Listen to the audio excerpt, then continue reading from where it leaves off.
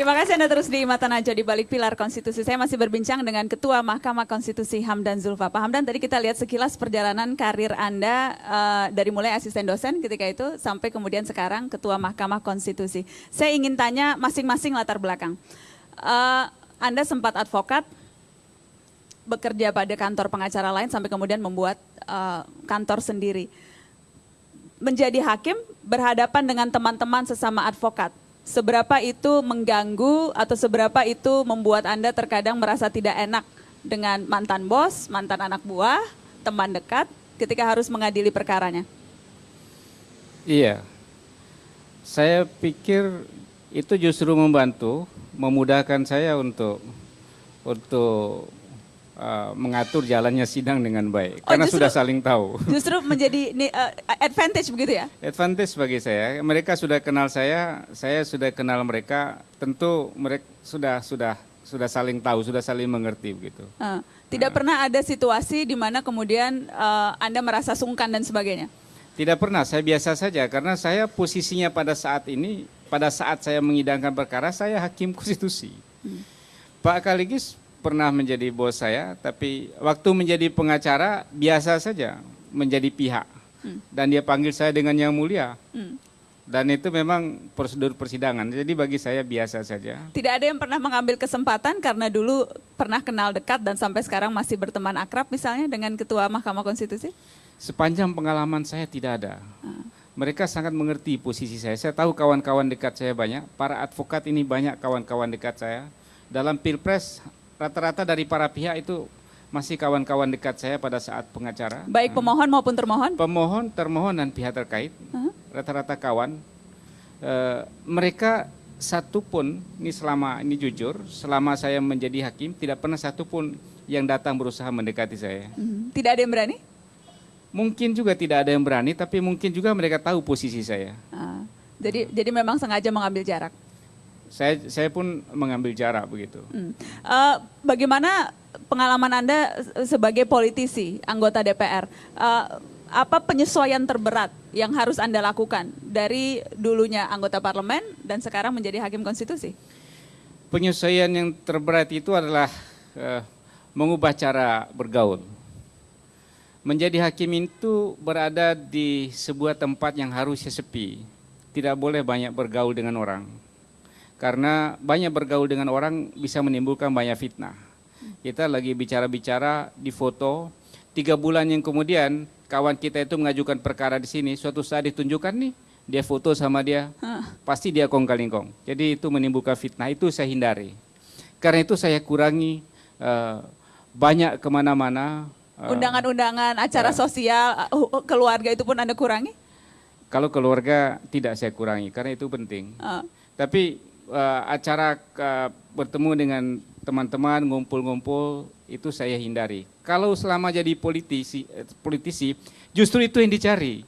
Karena semakin banyak kawan, itu semakin baik bagi politisi. Kemudian yang kedua, waktu jadi politisi, saya mencari media untuk berbicara. Saya mencari wartawan untuk bicara. Tapi waktu menjadi hakim, dikejar wartawan pun saya pelit untuk bicara. Pelit untuk bicara. Itu merubah sikap. Karena anggota parlemen, parle berbicara begitu ya? Harus jadi banyak Anda bicara. harus banyak bicara. Kalau hakim tidak boleh banyak bicara? Tidak boleh banyak bicara. Pernah tidak Anda berada dalam posisi mengadili produk undang-undang yang Anda buat sendiri bersama dengan teman-teman legislator lainnya tentunya? Ada beberapa. Jadi Anda mengadili undang-undang yang Anda buat. Anda batalkan? Iya. Anda batalkan? Seingat saya ada. Ada juga yang saya batalkan, tidak keseluruhan tapi dalam bagian-bagian tertentu dari undang-undang itu. Karena memang begini, ternyata memang kadang apa yang kita pikirkan pada saat merumuskan undang-undang itu belum tentu applicable dalam tingkat pelaksanaannya. Ketika kita menemukan masalah dalam tingkat pelaksanaan, maka kita harus koreksi. Jadi tidak selalu yang dipikirkan itu ideal, sudah bagus, tapi belum tentu dalam pelaksanaan itu bisa pas gitu, bisa memenuhi rasa keadilan atau bisa memenuhi unsur kepastian hukum. Pada saat praktek itulah kita menemukan ada masalah. Dan ketika menemukan ada masalah, terpaksa produk saya sendiri saya harus perbaiki. Harus diperbaiki, harus Harus dikasih perbaiki. tepuk tangan itu kalau berani untuk memperbaiki produk yang dibuat sendiri. Yang jelas tadi Anda katakan tidak pernah terbayangkan menjadi hakim sesungguhnya. Betul. Profesi ini jauh dari cita-cita Anda ketika kecil menjadi hakim. Jauh dari cita-cita saya, betul. Saya semula hanya ingin menjadi guru, menjadi dosen. Karena itu ketika saya tamat, selesai ujian skripsi begitu, wisuda, saya langsung ngajar di fakultas tempat saya sekolah begitu. Dan di beberapa fakultas di Makassar. Ada beberapa universitas di Makassar, ada 3 universitas saya mengajar. Dan memang ketika itu ya memang cita-citanya menjadi dosen. Memang cita-citanya menjadi dosen. Kita ingin tahu bagaimana Hamdan Zulfa ketika masih mahasiswa. Karena itu Pak Hamdan, malam ini Mata Najwa menghadirkan mantan dosen Anda, Pak Said Nizar, yang dulu merupakan dosen pembimbing Hamdan Zulfa. Wah, ini luar biasa. Selamat malam. Pak Said Nizar ini datang jauh-jauh dari Makassar, dari Universitas Hasanuddin. Terima kasih sudah hadir Pak Said. Kapan terakhir kali bertemu dengan Pak Hamdan? Boleh tolong mic-nya? Datang dari Makassar, Pak Said. Terima kasih sudah hadir, sudah mau diculik Mata Najwa untuk hadir dan bercerita tentang Hamdan Zulfa. Jadi yang saya dengar dan saya mau konfirmasi ke Anda, sesungguhnya yang menyuruh Hamdan Zulfa Ketua MK ini untuk datang ke Jakarta itu Anda, betul tidak itu?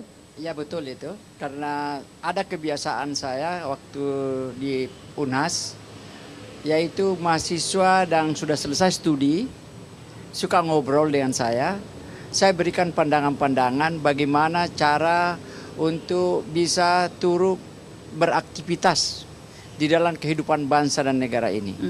Jadi saya berikan pandangan-pandangan, Pak Hamdan, lebih baik yuk ke Jakarta aja. Lalu dia tanya saya, kerja apa gitu. Saya bilang, yuk masuk jadi lawyer aja. Jadi lawyer? Jadi lawyer. Terus saya katakan, nanti kalau jadi lawyer sebentar, you bisa juga buka law firm.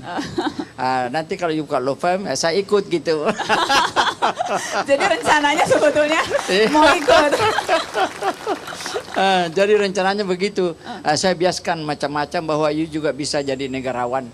Dan satu hal yang lebih menguntungkan lagi, saya katakan bahwa di Makassar itu di Fakultas Hukum, kebetulan saya ketua jurusan Hukum Internasional.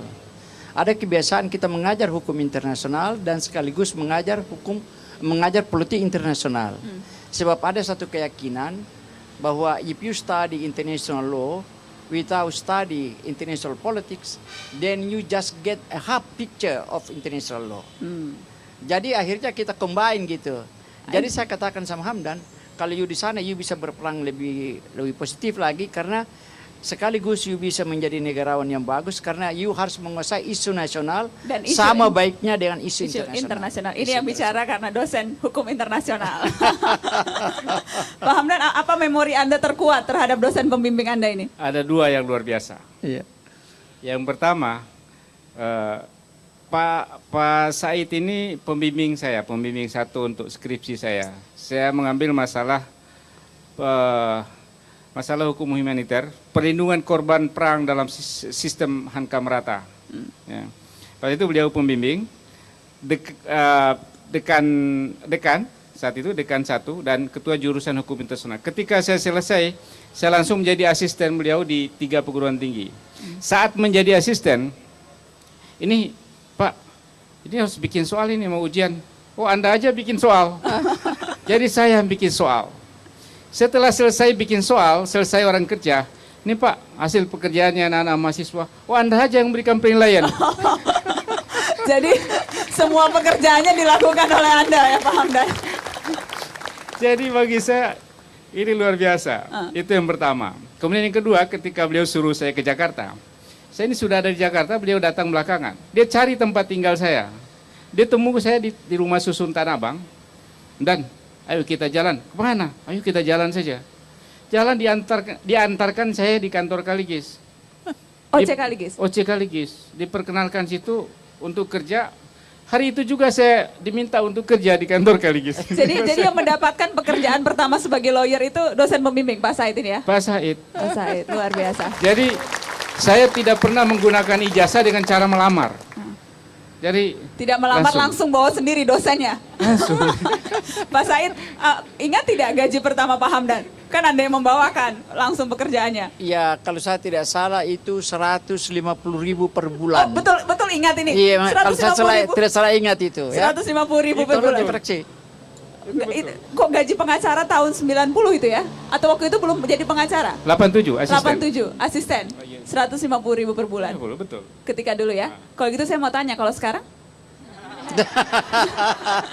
Harus jujur, dulu 150.000 ketua Mahkamah Konstitusi, sekarang? Sekarang ketua Mahkamah Konstitusi sesuai dengan Kepres terakhir, bukan Kepres, peraturan pemerintah terakhir 100 sekian begitu. 100 sekian juta. 100 sekian. Karena bebannya juga luar biasa. Iya. Dan supaya tidak tergoda oleh yang lain-lain. Iya betul. Luar biasa. Boleh kasih tepuk tangan. Kita akan lanjutkan setelah pariwara. Tetaplah di Mata Najwa di Balik Pilar Konstitusi, kembali sesaat lagi.